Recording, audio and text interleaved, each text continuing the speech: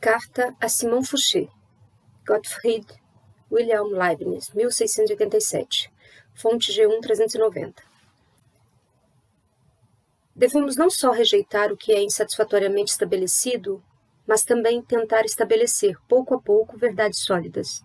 Certa vez escrevi um ensaio demonstrando de continente e contento, nota 1, por meio de símbolos, de algum modo semelhante à álgebra ou aritmética, algumas proposições das quais as regras do silogismo e algumas proposições matemáticas são apenas corolários. Seria capaz de fornecer muitas outras demonstradas hipoteticamente a partir de umas poucas suposições pela simples substituição de caracteres equivalentes, não só com relação à extensão, mas também quanto à qualidade, forma e relação. As mais importantes são aquelas sobre a causa, o efeito, a mudança, a ação e o tempo. Quanto a isto, descobri verdades muito diferentes daquelas em que muitos acreditam, pois embora uma substância possa ser razoavelmente denominada uma causa física e frequentemente a causa moral do que ocorre em uma outra substância. Apesar disto, e falando com rigor metafísico, cada substância associada à ocorrência divina é a causa real imediata do que a ela acontece. De tal modo que, estritamente falando, não há mudança brusca, repentina. E pode-se mesmo afirmar que um corpo desloca-se sempre em razão da força que se encontra nele mesmo. Isto também é confirmado pela experiência, pois é por isso e por meio de sua força elástica que um corpo se afasta de outro, restaurando seu estado após ter sido comprimido. E, embora a força elástica derive do movimento de um fluido, todavia este fluido, quando atuante, encontra-se presente no corpo quando ele exerce sua elasticidade. Mas isto também se segue que em toda substância genuína, e não apenas em uma máquina ou em um agregado de muitas substâncias, há algum eu, que corresponde ao que denominamos alma em nós mesmos, e que não é passível de geração e corrupção, e que não pode ter início senão pela criação.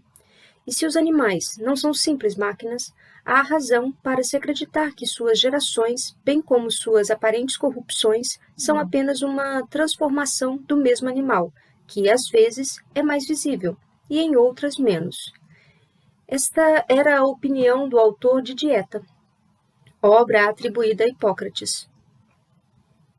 Contudo, sustento que as mentes, tais como as nossas, são criadas no tempo e desobrigam-se destas revoluções após a morte, pois possuem uma relação muito particular com o Ser Supremo, uma relação que necessitam preservar.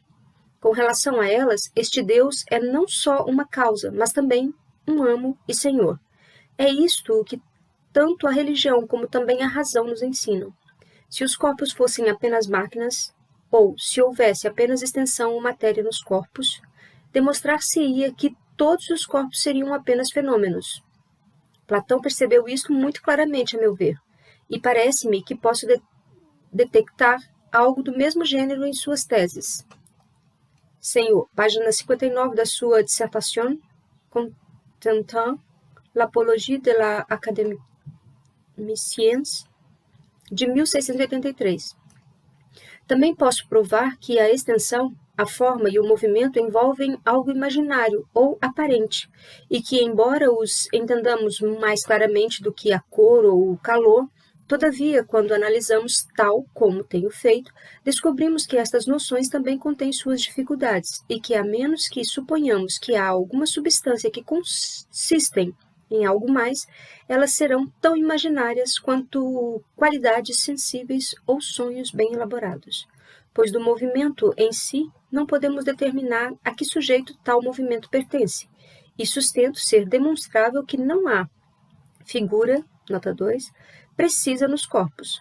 Platão percebeu algo disto, mas não poderia desfazer-se de suas dúvidas, pois, à época, tanto a geometria como a análise ainda não haviam se desenvolvido.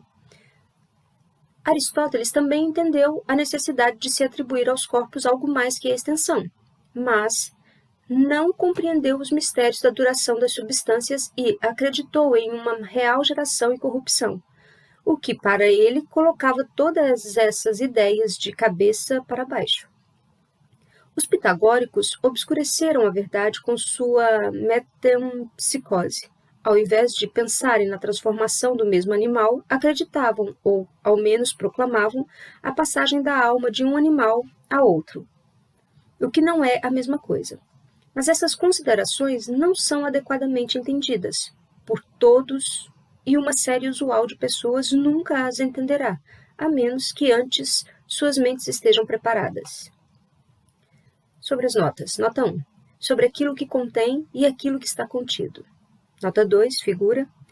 No sentido daquilo que entendemos atualmente, por forma, no sentido mais geral da palavra. Ver vocabulário técnico e científico da filosofia. Lalande, André Lalande, São Paulo, Martins Fontes, 1999. A tradução do texto é de Fernando Barreto Galas. A fonte é www.leibnizbrasil.pro.br.